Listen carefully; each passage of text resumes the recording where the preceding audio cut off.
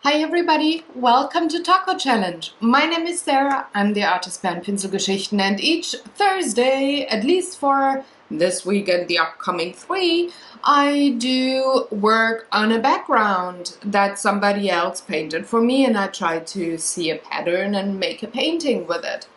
Now you might wonder why she's saying like the next 3 weeks only. If you haven't seen the Talk-ohhh-Clock vlogs recently, I'm going to put this series here, the Talk-ohhh-Challenge, dormant for a while. You can still send me backgrounds if you like at info@pinselgeschichten.de. We can communicate about how to do that. And I will still record the video, publish it then, and get the painting back to you once I completed it. But I felt like I needed a change. I do love this series a lot, but yeah, I just decided to put it dormant for a while and focus on coloring and how I see colors and how I choose, what I choose, blah blah blah. In an upcoming series that I haven't named yet. I have recorded 4 episodes so far, but I haven't named it yet. So stay tuned for a new series to come in, well, a month. But for now, the last 4 weeks of this episode here, I'm taking all the backgrounds that I have left and I'm gonna do paintings with them. This one here was done by Julia, and Julia is the mom of Tina, who is my partner in crime for the Draw for Initiative series. So there's your connection. Thanks, Julia, again for being so brave and painting something for me. Like, on the spur, this was not, well, planned ahead for a long time. This was, she came over, visited us for a board game night, and I said, you know what, if you have 5 minutes and you like, you don't have to, but if you like, you can do backgrounds. And she did.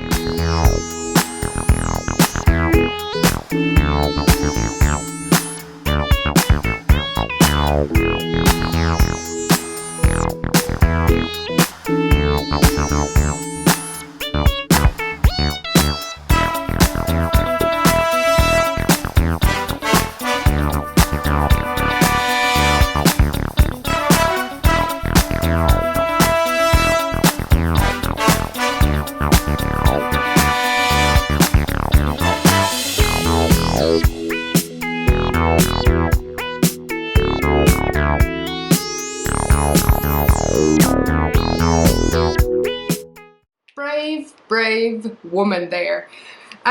So this is the background done with watercolors. And first of all, I really like the color combination. I mean, light blue, purple, and this magenta tone here. Awesome. And now my job is to let you into my thought process when it comes to how to compose a painting, what to see, how to recognize patterns and do something with it. Because sometimes as an artist, you don't start out with a painting, like a full finished imagination of a picture in your mind. You just, well, doodle maybe, or just put color down on either a canvas or cardboard or paper, and then you sometimes, or I guess sometimes, for me it's most times, you feel that kind of a release that you have when you've done artwork, but there's nothing there to see yet that would satisfy you or other viewers maybe. So how to go about it then, other than covering everything up and starting anew? The funny thing actually is you could see patterns maybe and, well, go from there, try something, and this is what I do here. So this is the piece. By the way, it's June that I'm recording this, so my focus on when it comes to supplies or mediums are markers, any kind of markers. I do have the Tombows, I do have Copics, I do have the Faber-Castell Pitch brush pens. Sorry, looking there because there's my stash.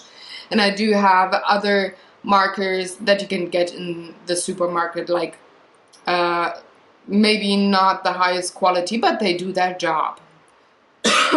And by the way, another thingy here. I hope my fan is not too loud. I hope the mic doesn't pick it up too much. If it does, I'm very sorry, but it's super hot in my studio. I have to have the fan running, otherwise I'm a sweaty mess. And that's not pretty, guys. It's not pretty, let me tell you. Anyway, back to the painting. Let's see what I see, if I see something. Well, like this I do see something. Those two loops here could be eyes. This could be a hat. Maybe, I don't know, an ant, a robot, a funny creature. Like this. What do I see? Funny, now I see a sideways dude with a hat on. Right, maybe I should have started out with another direction of the painting. Like this. Again, I do see the face, the eyes here, but I see kind of antennas here, so this would probably be more of a bug or an ant, something like that, an insect there. I don't see pretty much anything here in these three directions. Let's see if I see something like that. Well, that would be a tornado on a landscape. So tree, tornado, like the windy thingy-majig. Quite the great English, is it not? And landscape here. Now, what do I take? I do see three different, well, 2 to 3 different things. I see a creature with a hat. I see an ant. So, creature and tornado. What do I feel like? Well, let's exclude things. I would exclude the tornado because I have painted lots and lots of landscape paintings, and I also painted a rather surreal version of a tornado already, so that wouldn't be my first choice. For me it would be the ant or the dude. Come on, let's go with the dude. I like the head dude. So I will try. This is gonna be difficult. Because this is watercolor paper. I could very easily just go with the Tombows, liquefy them, call it done. But I wonder how the Copics would behave on this paper, if they would bleed or not. This has quite a bit of texture, like fiber texture. So I assume bleeding will be going on. But I wonder if I could manage. Now, for the background here, I think I would just liquefy that. It's watercolor. If I go over it with color again, I can liquefy it. So I guess I would do that. Because I don't see anything here, I would probably go with the Tombows for the hat. And maybe an underpainting of the face here, and then just go with Copics on top. I wonder if that works. Julia, I hope I'm not gonna ruin this painting. I haven't tried that yet. Please forgive me if this is going to be a mess. But I try to do that and see how the media works. If the Copics do its blending thing on top of watercolor, I assume so. But there might be something that I don't think of right now that prevents the alcohol from blending together. I don't know. But I will start out with liquefying and coloring the hat with the Tombows and giving the face a base color, like a very light bluish gray probably, and then go with grays on top.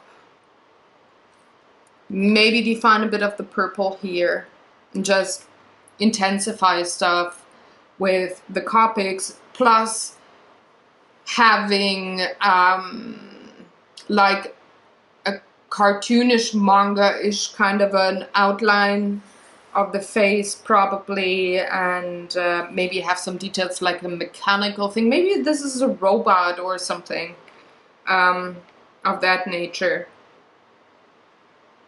So yeah, let's see how it goes. I'm gonna come back to you. You can watch along how I do. And I'm gonna come back to you and tell you how it went. Wish me luck, guys.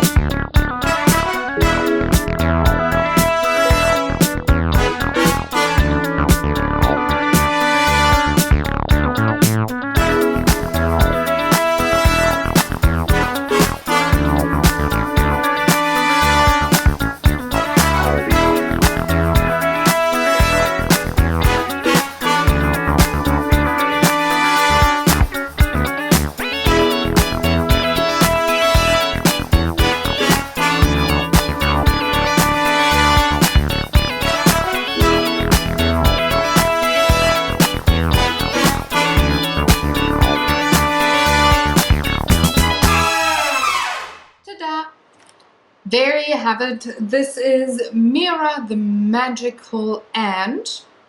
I decided to give her a body which was not planned, First of all, I had said maybe something robotics or something technological with a wizard hat on top or something, but once I started coloring the face, I thought, well, this looks a bit like an ant or something. I had said that in the beginning as well. It's kind of like an insect, but I on a spur just, or my hand brain, my inspiration, my subconscious, pretty much, just decided to have an ant, not a robot. I stayed with the same colors, though I had planned them for a robot, so cold grays for the animal, in this case. Now it's an animal.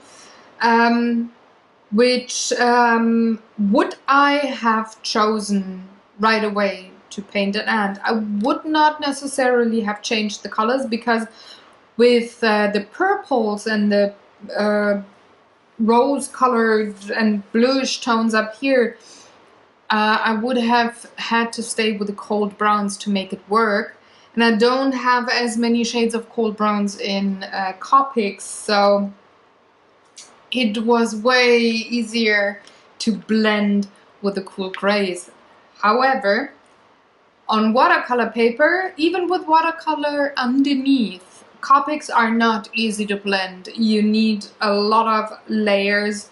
In other videos, you will see me use Copics on a different kind of a paper, and it works way better there with the blending. You really have to work the alcohol marker into the paper here to have some kind of blending going on, especially down here and on the nose. You can really see the strokes that I made with a marker. You wouldn't see that on the other paper, but the other paper that I have is Copic paper, Copic marker paper, that is exactly designed for those markers, whereas this paper is designed for watercolors. But it worked well enough. Again, I had to just work a bit more, but it blended okay-ish, I'd say. The purple and blue up here blended way better than the grays down here, but I think my markers are not that juicy anymore, so I would say, would I have had brand new markers, maybe the grays would have been as great as the purples were. But yeah, once I had the face down, I decided to give her a body as well, just to all ground her a bit, and yeah, just made her cute, I guess. I think, maybe.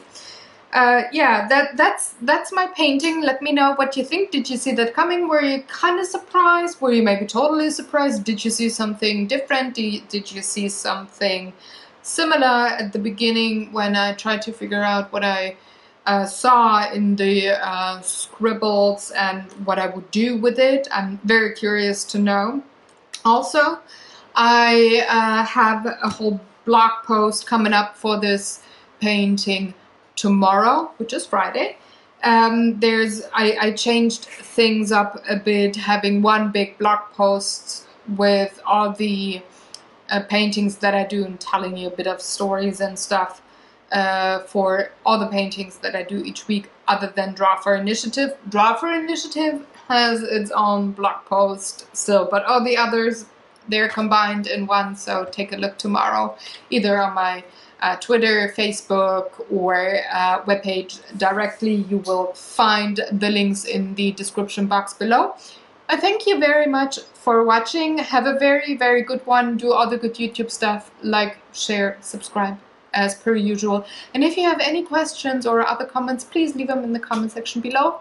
And I will see you very, very soon. Take good care, everybody. Bye.